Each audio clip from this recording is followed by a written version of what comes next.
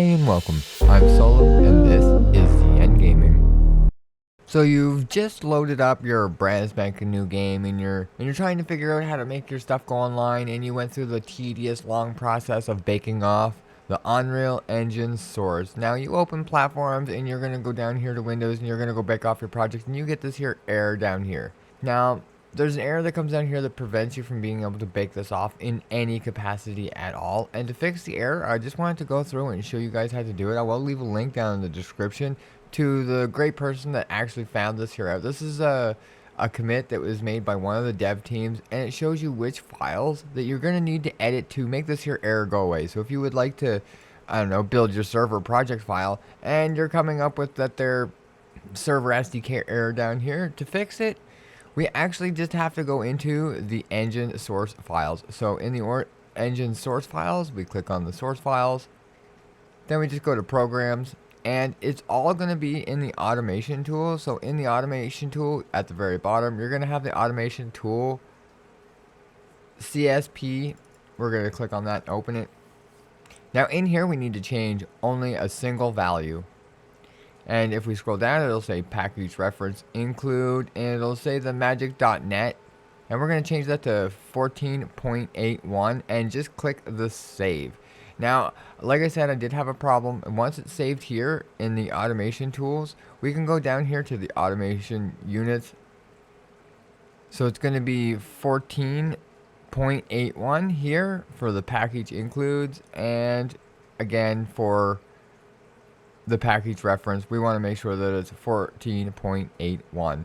Now, once those two are saved and changed, the last one is the gauntlets. This is the one I don't really understand. I opened the gauntlets up and I went in here to the editor, but it wants me to make a Visual Studios file. But I do not want to do that, so this here change I did not save. But this one here is going to be the same idea. You're going to scroll all the way down and change it to 14.81 and click save. Now if it asks you to build a Visual Studio project, it's going to come up with a white box. Just click no, cancel. That's not what you want to do. You just want to click save and you're done. If it asks you to build again, you just click no. You do not want to make a project SLN file for this here folder here. You just click no. It will still save. Click save. You're done.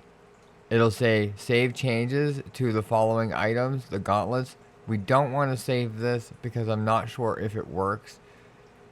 And this is the one I had a problem with from that help and how to. And I just clicked cancel and closed it. So don't save. And when I launched up my project, it worked fine.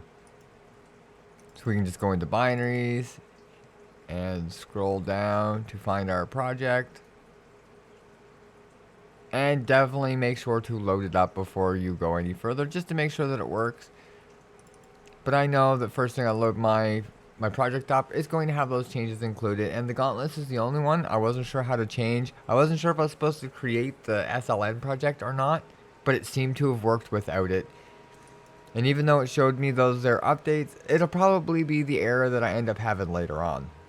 But that's how I ended up solving the SDK management error and it not letting me do anything here. So if you're having that problem, this is probably going to be the fix for the UAT turnkey issue. So I hope that there helped you out, guys. I appreciate you for stopping in and see you next time. Bye.